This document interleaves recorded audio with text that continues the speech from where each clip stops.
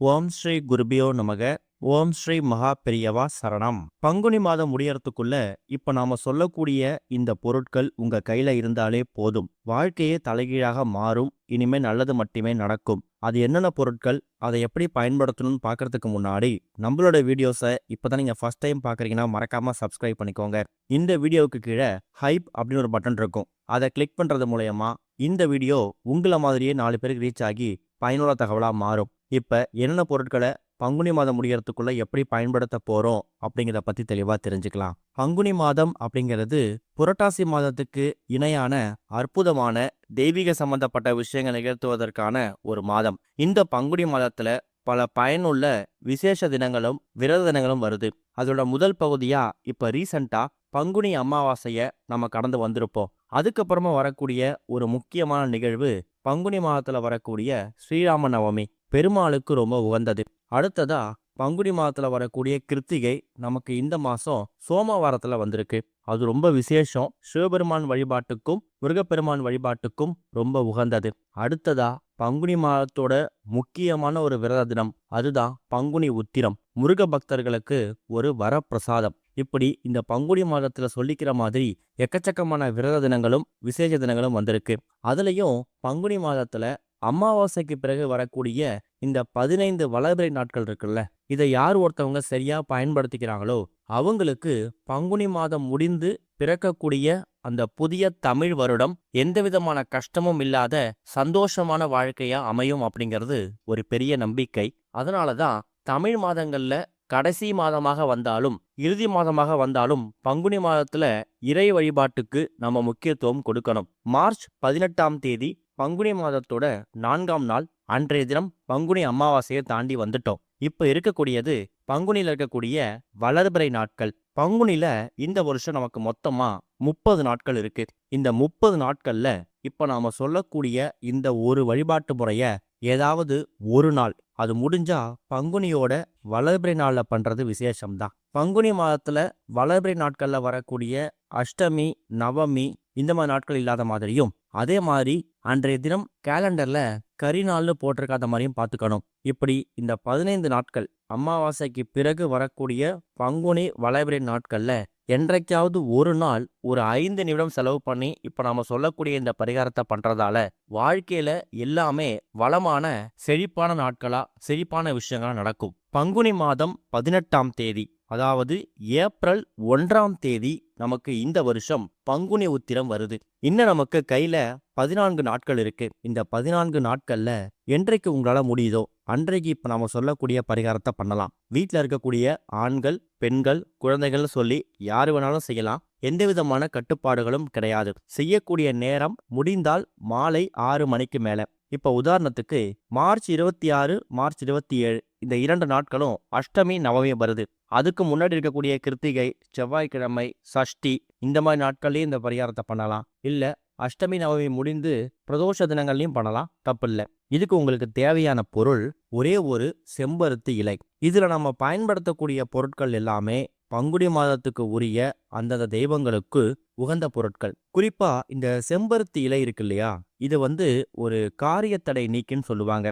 குறிப்பா செவ்வாய் கிரக தோஷம் இருக்கு இல்லையா, அதோட பாதிப்பு குறையணும், அதோட பாதிப்பு ஓங்கி விழாம தாங்கி விழணும் அப்படின்னு நினைக்கிறவங்க இந்த செம்பருத்தி இலையை பயன்படுத்திக்கலாம். ஒரு தோஷ நிவர்த்தி பொருள். இன்னொரு பக்கம் இந்த செம்பருத்தி இலையை நம்ம நிக்க வச்சு பார்க்கும்போது அது முருகனுடைய வேல் வடிவம் மாதிரியே காட்சி அளிக்கும். அடுத்ததா ஒரே ஒரு ஸ்பூன் துவரம்பருப்பு.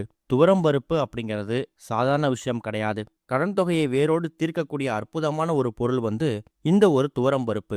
செவ்வாய்க்கிழமைகளை செவ்வாய் ஹோரையில துவரம்பருப்பு வைத்து வழிபடக்கூடியவங்களுக்கு செவ்வாய் பகவான் அப்புறம் முருகப்பெருமான் இவங்க 2 பேரோட அருள் பரிபூர்ணமாக கிடைத்து வாழ்க்கையில் இருக்கக்கூடிய கடன் பிரச்சனை படிப்படியா குறையும். உடனடியா குறைஞ்சிரும் அப்படின்னு சொல்றதை விட படிப்படியா நல்ல முன்னேற்றம் கிடைக்கும். அடுத்து ஒரு முக்கியமான பொருள் பச்சை கற்பூரம். இந்த மாசம் பங்குனில நமக்கு ஸ்ரீராம நவமி வந்திருக்கு. ஸ்ரீராமர், பெருமாள், திருமால் இவங்க எல்லாருமே ஒன்றுதான். அவங்களுக்கு உகந்த பச்சை கற்பூரம். எங்கெல்லாம் பச்சை கற்பூர வாசம் இருக்கோ அங்கெல்லாம் மகாவிஷ்ணு வாசம் செய்வார். மகாவிஷ்ணு இருக்கக்கூடிய இடத்துல மகாலட்சுமி தாயார் தானா வந்துருவாங்க. இவங்க 2 பேரும் இருக்கக்கூடிய இடத்துல செல்வ செழிப்புக்கு பஞ்சமே இருக்காது. இப்ப மொத்தமா 3 பொருட்கள் தான் சொல்லியிருக்கோம். இந்த 3 பொருட்களும் உங்க வீட்ல நீங்க தினமும் சமையலுக்கும் பூஜைக்கும் பயன்படுத்தக்கூடிய பொருட்கள் தான். செம்பருத்தி இலை எந்த செம்பருத்தி இலையா இருந்தாலும் பரவாயில்ல, இயல்பா கிடைக்கக்கூடியது, எல்லா வீடுகளிலும் இருக்கக்கூடியது. அது கூட துவரம்பருப்பு, பச்சை கற்பூரம், இந்த 3 பொருள் எடுத்து வச்சிட்டீங்களா? இந்த பரிகாரத்தை இப்ப பங்குனி மாதத்துல 9ஆம் தேதி, அதாவது மார்ச் 23ஆம் தேதி நமக்கு கிருத்திகை வந்திருக்கு. அன்னைக்கு பஞ்சமியே சேர்ந்து வந்திருக்கு. அன்றைய தினம் பண்ணலாம். அதை விட்டீங்கன்னா மறுநாள் செவ்வாய்க்கிழமை சஷ்டி விரதம், அன்னைக்கும் பண்ணலாம். இப்படி ஏதாவது ஒரு நாள், எந்த நாள் அப்படிங்கிறத நீங்க சூஸ் பண்ணிக்கோங்க. அது வளபிறையா இருந்தா இன்னும் விசேஷம். வீட்டோட பூஜை அறையில இந்த செம்பருத்தி இலையை கழுவி சுத்தப்படுத்தி வச்சுக்கோங்க. அதுல இப்ப நீங்க வீடியோல பாக்குற மாதிரி இலையோட தலைப்பகுதியில துவரம்பருப்பையும், இலையோட அடிப்பகுதி நுனிப்பகுதியில பச்சை கருப்பொத்தி வச்சுட்டு முதல்ல விநாயகரை பிரார்த்தனை பண்ணிக்கோங்க. அடுத்ததா கலியுக தெய்வமாக இருக்கக்கூடிய முருகப்பெருமான மனமோது பிரார்த்தனை பண்ணணும். முருகா, கந்தா, இந்த பங்குனி மாதத்துல, அதுவும் உனக்கு உகந்த இந்த பங்குனி மாதத்துல எங்களோட கஷ்டங்கள் எல்லாம் தீரணும்னு நாங்க வேண்டுகோள் முன்வைக்கிறோம். எங்க கஷ்டங்கள்லாம் தீரணும், கடன் தொகை காணாமல் போகணும்னு மனசார பிரார்த்தனை பண்ணிக்கோங்க. தூரம் உறுப்பு வச்சிருக்கிறதால செவ்வாய் பகவானையும் கண்டிப்பா நீங்க பிரார்த்தனை பண்ணணும். நவகிரக தோஷங்கள்ல சனி பகவானுக்கு பிறகு அதிக தாக்கத்தை ஏற்படுத்தக்கூடிய தோஷம் செவ்வாய் தோஷம் தான். அதனாலதான் இந்த கடன் பிரச்சனை வர்றதுக்கான முக்கியமான காரணங்கள். சொத்து, வீடு, நிலம், அதே மாதிரி சொந்த வீடு கனவு கனவாவே இருக்கு, நினைவாக மாட்டுதுங்கிறவங்களும் செவ்வாய் பகவான் கிட்ட அந்த தோரம்பருப்பை வச்சு வேண்டிக்கலாம். கடைசியா மகாவிஷ்ணு, மகாலட்சுமி தாயாருக்கு உகந்த அந்த பச்சை கருப்பூரத்தை கையால தொட்டு கண்ணில் ஒத்திக்கோங்க. மகாவிஷ்ணு, பெருமாள், திருமால், எங்க வீட்டுக்குள்ள வாங்க, செல்வ செழிப்புக்கு பஞ்சம் இருக்கக்கூடாது, இந்த பங்குனி மாதத்தோட எங்க கஷ்டங்கள்லாம் தீரணும்னு மனசார பிரார்த்தனை பண்ணிட்டு இந்த பொருட்கள் எல்லாத்தையும் பூஜை எல்லாம் வச்சிடுங்க. ஒரு அரை மணி நேரத்துல இருந்து 1 மணி நேரம் உங்க வீட்டோட பூஜை எல்லாம் அப்படியே இருக்கட்டும். அதுக்கப்புறமா ஒரு வெள்ளை நிற கோடு போடாத பேப்பர், அன்ரூல்டு ஒயிட் பேப்பர் எடுத்துக்கோங்க. அதோட 4 மூலைகள்லையும் மஞ்சள் தடவணும். எப்படி பத்திரிகைக்கு 4 மூலைகளையும் மஞ்சள் தடவுவீங்க, அதே மாதிரி அந்த வெள்ளை நிற காகிதத்துக்கு 4 மூலைகளையும் மஞ்சள் தடவிட்டு பூஜையில செம்பருத்தி இலை, தூரம்பருப்பு, பச்சை கற்பூரம், இந்த 3 பொருட்களை வச்சிருக்கீங்களே, அதை அப்படியே எடுத்து அந்த வெள்ளை நிற பேப்பர்ல வச்சு பொட்டலமா மடிச்சுக்கணும். மடிச்சுட்டு இதை உங்க வீட்டோட பூஜை அறையில, முடிஞ்சா முருகப்பெருமான் போட்டோ சிலைக்கு பக்கத்துல பின்பக்கம் கூட வச்சுக்கலாம். மற்றவங்க கண்ணில் பட்டாலும் தப்பு இல்லை. ஆனா சுத்தபத்தம் இல்லாம அதை நீங்க தொடக்கூடாது. செவ்வாய்க்கிழமைகள்லையும் சஷ்டி தினங்கள்லையும் தூபதீபம் போடலாம். 2-3 மாதத்துக்கு ஒரு முறை மட்டும் அந்த பொருட்களை பிரிச்சு பார்த்து, பழைய பொருட்கள் காய்ந்து போயிருந்தாலோ வீணா போயிருந்தாலோ அதை அப்படியே தண்ணியில விட்டுட்டு பொட்டலத்தோட தண்ணியில விட்டுடுங்க. மறுபடியும் புதிதாக இந்த பொருட்களை தயார் செய்து புதிய வெள்ளை நிற பேப்பர்ல இந்த எல்லா பொருட்களையும் பொட்டலமாக மடித்து எங்க எடுத்தீங்களோ அங்க வச்சிடுங்க. இத பங்குனி மாதத்துல பண்றது மூலயமா பிறக்கக்கூடிய தமிழ் மாதம், தமிழ் வருடம், அதுவும் சித்திரை மாதம் இருக்கு இல்லையா, அதுல உங்களுடைய எல்லா விதமான கஷ்டங்களும் தீர்ந்து புதிய வருடம் புதிதாக பிறந்தது போல ஒரு உணர்வை நீங்க பெற முடியும். அதுக்கு தான் இந்த பரிகாரம். பங்குனி மாதத்துல என்றைக்காவது ஒரு நாள் ஒரு 5 நிமிடம் செலவு பண்ணி இந்த பரிகாரத்தை பண்ணுங்க.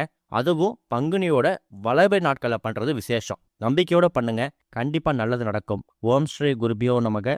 ஓம் ஸ்ரீ மகா பெரியவா சரணம்.